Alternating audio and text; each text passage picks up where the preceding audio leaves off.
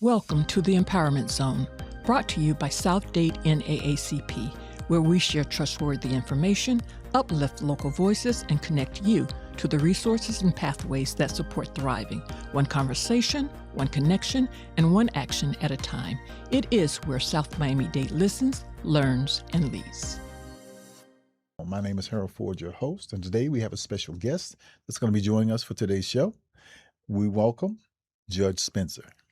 Thank you, Mr. Ford. It's an honor to be here. It is my pleasure, and thank you for indulging us for this time period that we're going to be spending together. Well, the NAACP is such an historic organization, more than 100 years old, fighting for everyone's rights in this country. That's right. That to be a guest of yours, it's an honor. Well, thank you. I should call you Your Honor for the show. No, we will leave that to you, who actually is a judge and serving in that capacity. But with that said, Judge Spencer, introduce yourself to the family. Tell us a little bit about you, your origins, and we'll get on with the interview. Well, thank you.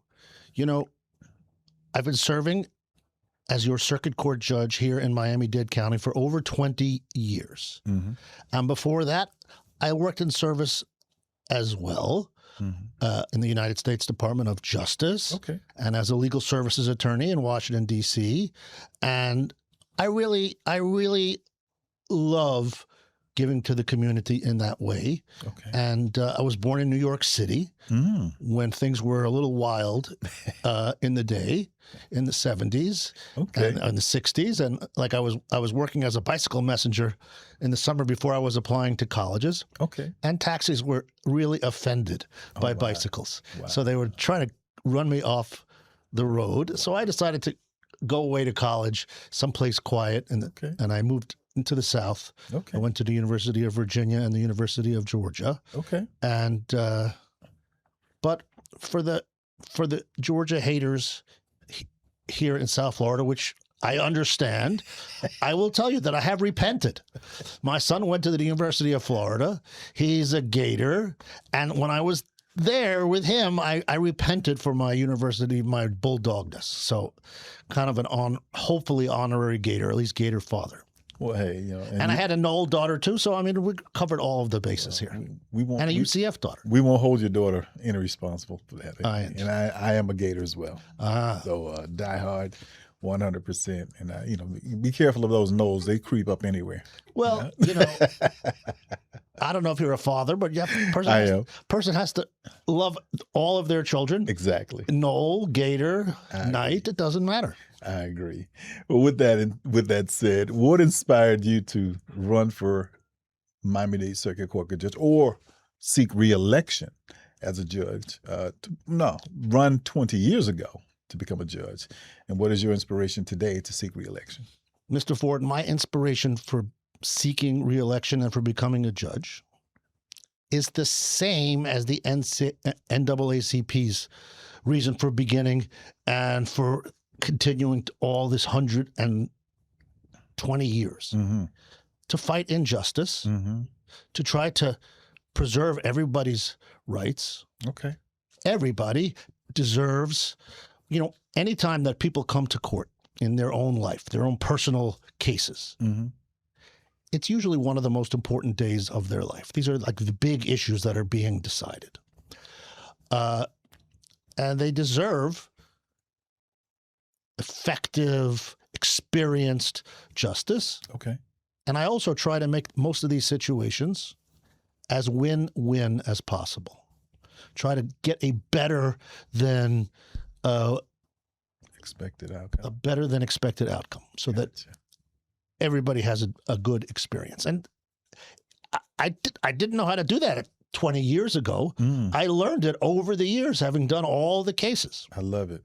The evolution of your growth, your development, and your professionalism within the profession, is key. Did you ever hear that thing that to become really an expert at something, you have to do it 10,000 times? Oh, wow.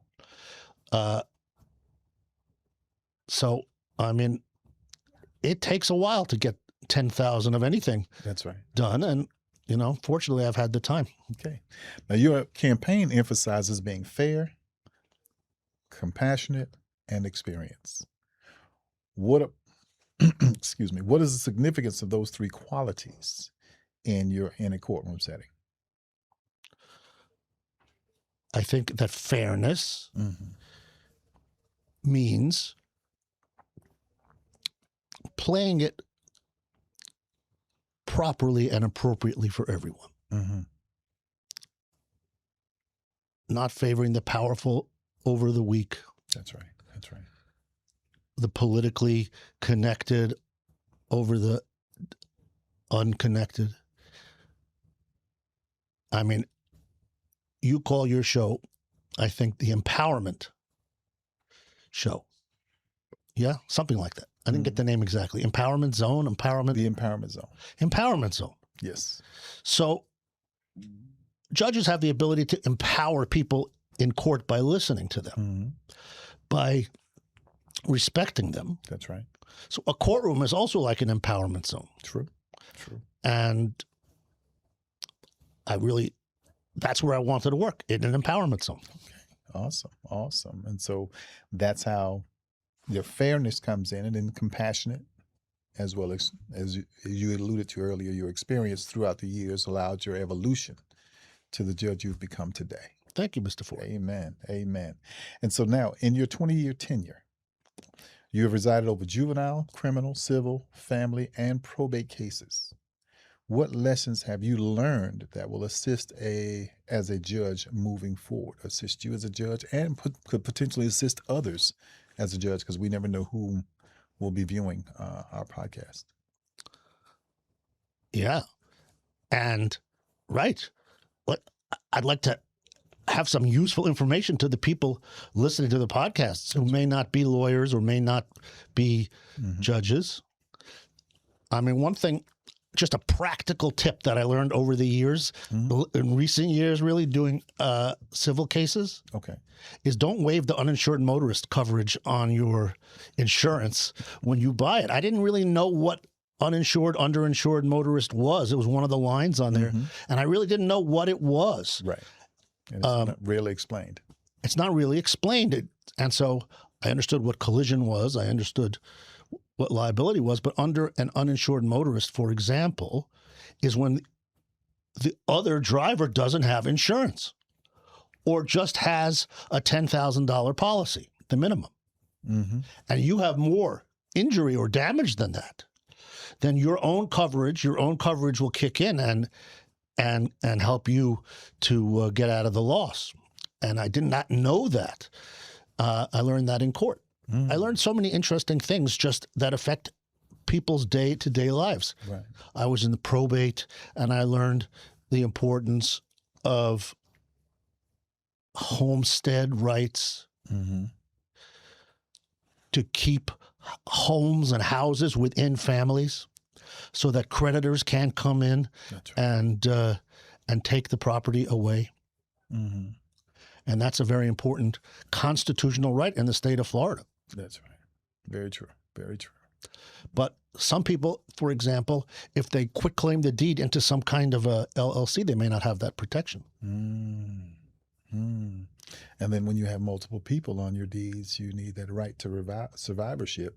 Yes. To avoid having to go into probate. That's true. Yes. I mean, a lot of families, a lot of homes and families here have gone through multiple generations. And there might be some heirs who are living in the property and other heirs who have just gone off and lived their lives in other places and are not even in touch. Correct. And so the homeowner who doesn't make a will and doesn't deal with that situation before their passing might open up their own children and cousins. If they have children, it's not as complicated. But if they don't have children, and it's like people are looking for third cousins who are going to get a 1.8% ownership of a house. 112, 136 or something, right? Have you heard about situations like that? I personally had experienced that when my mom passed. We had to redo the lease, the deed, and my sister, who had also passed, whose name was on the deed. So we had to go to her children, and then one of her children had passed, so we had to go to her children's children. So it was a complex, but yet because of my family's willingness to, I guess to be cooperative, it didn't make it an arduous task, which it very well could have been.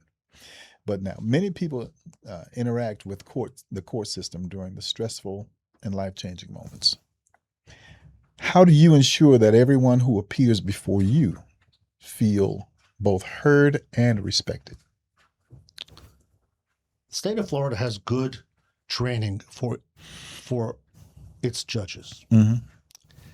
And the training is not about the law. The judges are supposed to know the law.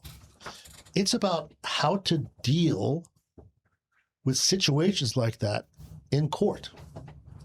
Like the very first lesson they gave us, they wrote in big letters, mm-hmm.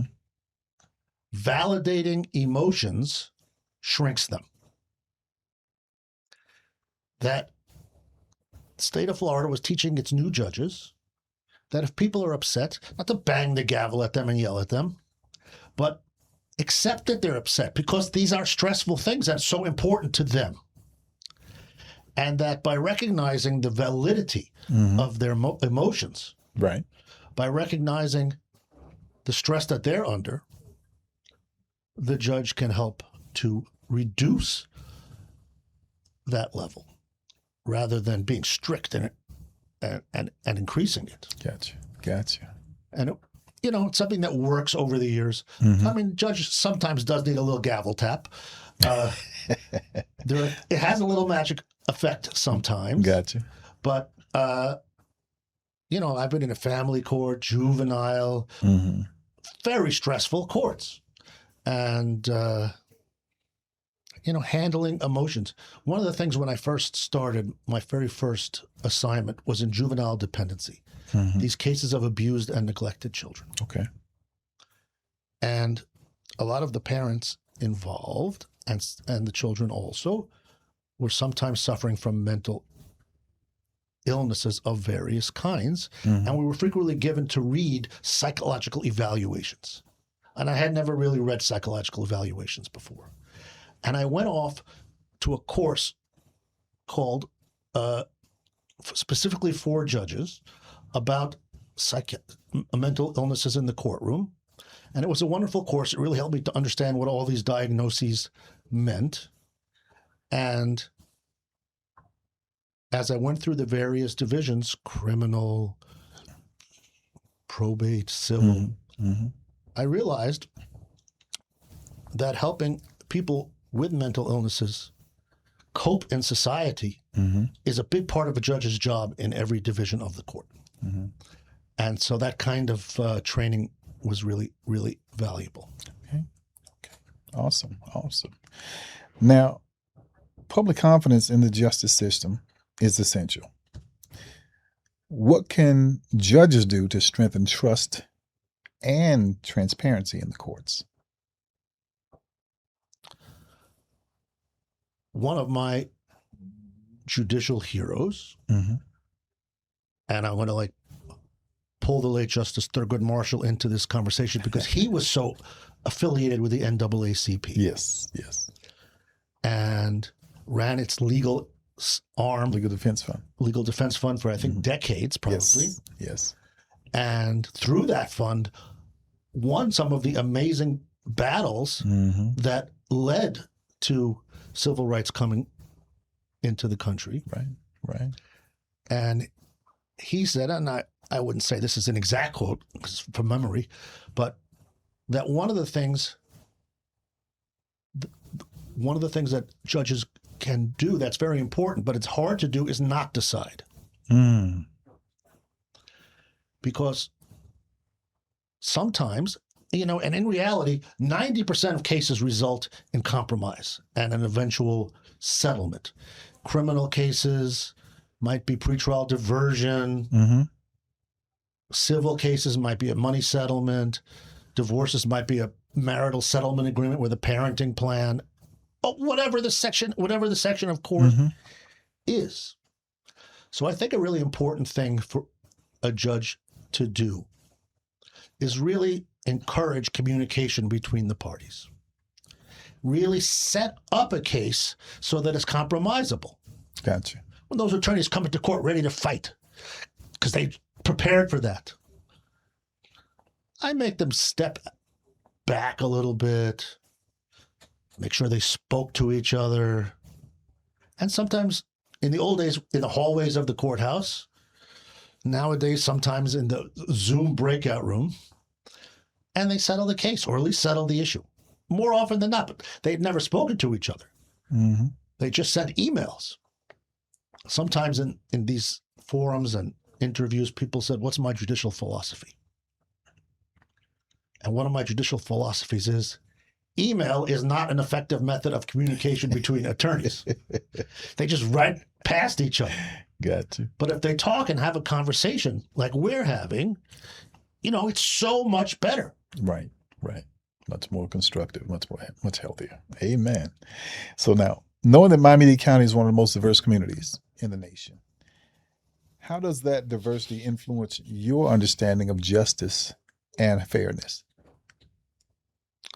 Well, Mr. Ford, I've always lived in diverse communities. New York. Yeah. I grew up in New York. I lived in Washington, D.C. Okay.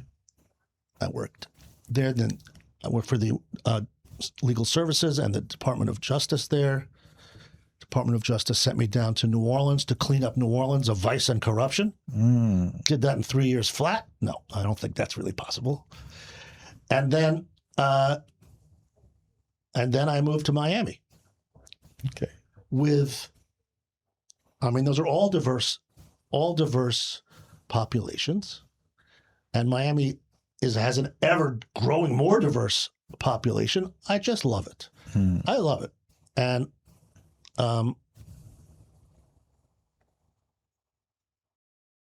not everybody has the same expectations when they come into court. Some people in Miami, in the whole area, come from countries in which the court systems are not open to the people. Very true. Where the court system is fixed for the rich or the powerful or the politically connected. Like I mentioned earlier. Like a lot of people in Miami come from places like that. That's right.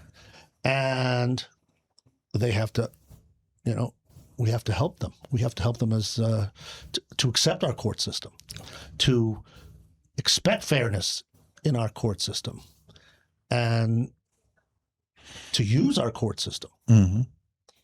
And so I think those are all very important goals. And I think that's a great thing about a podcast like this, that people can listen to and learn more about it.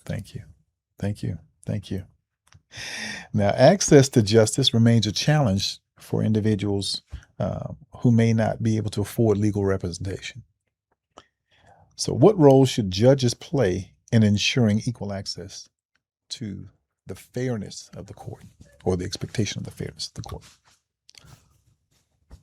One thing that I've learned to do when I go to bar association events or meet attorneys here and there or in the courthouse hallway,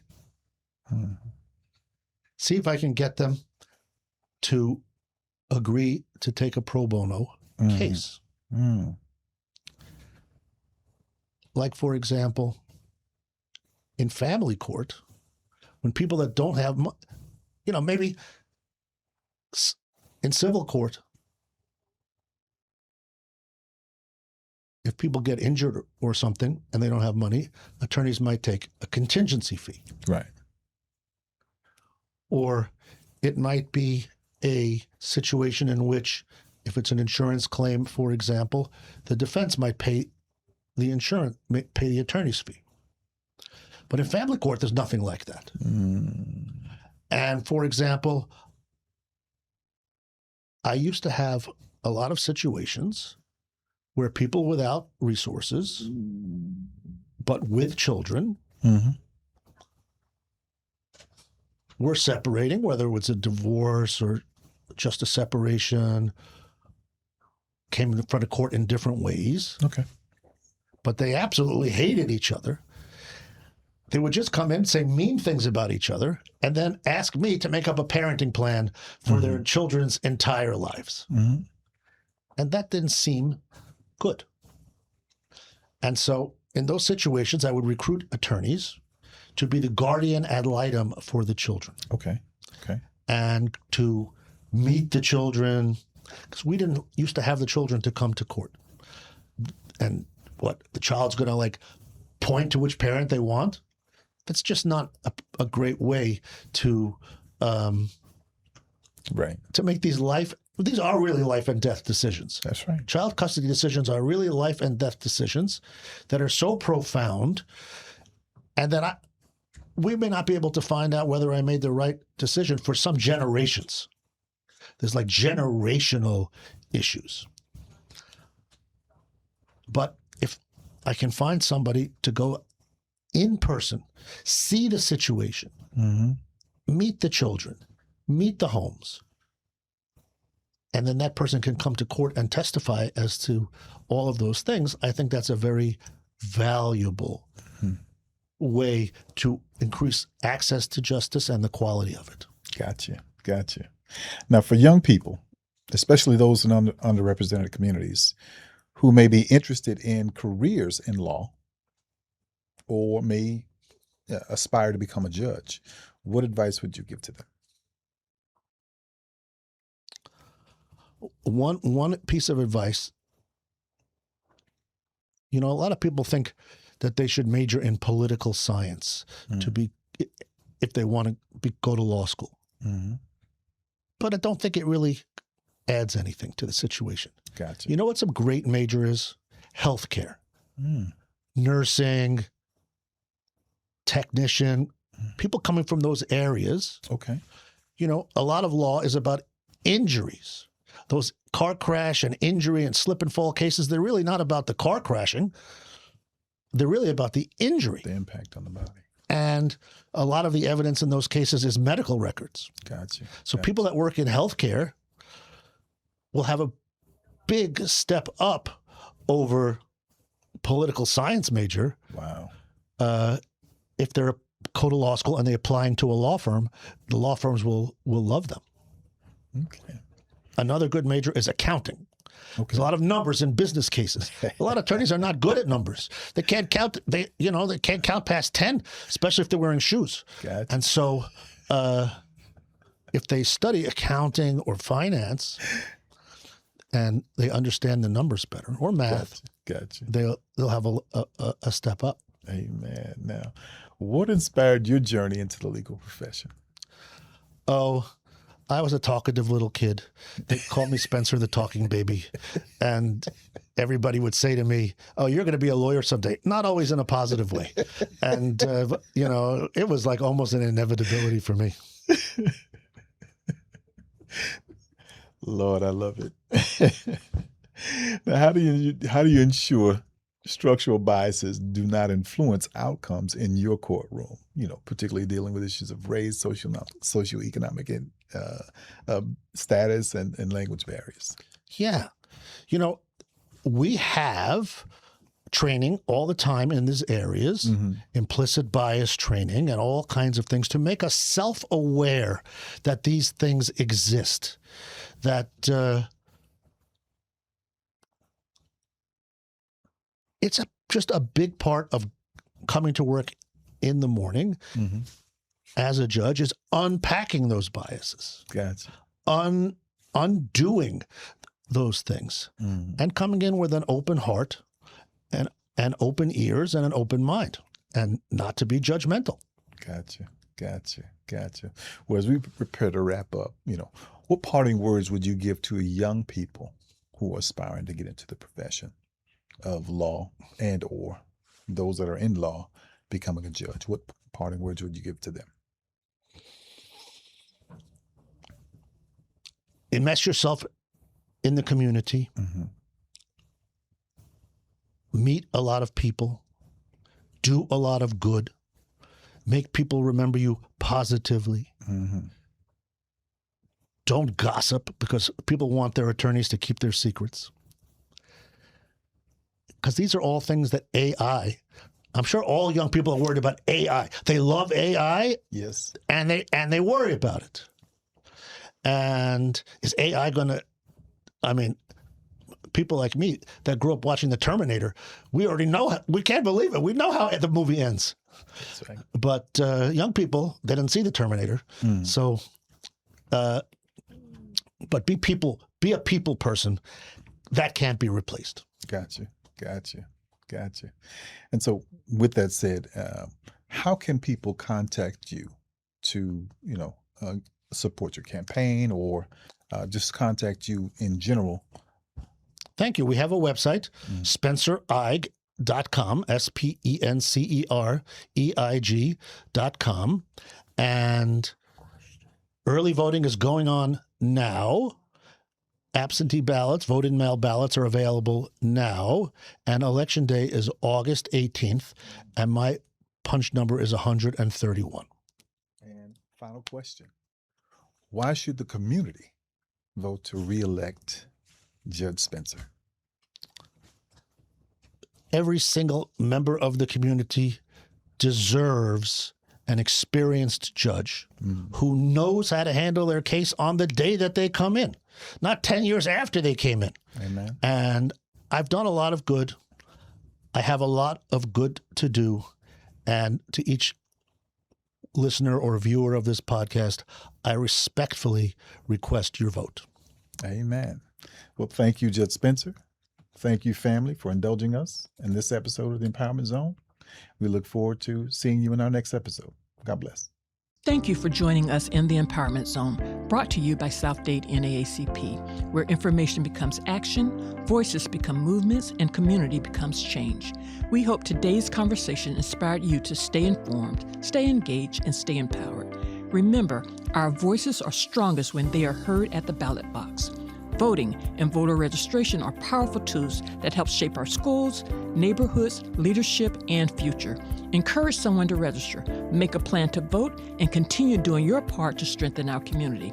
And don't forget to email your feedback, thoughts, and/or suggestions for topics that you want to hear about to podcast@southdade.naacp.org. Until next time, keep listening, keep learning, and keep leading, because together we are building a stronger South Miami-Dade, one conversation at a time.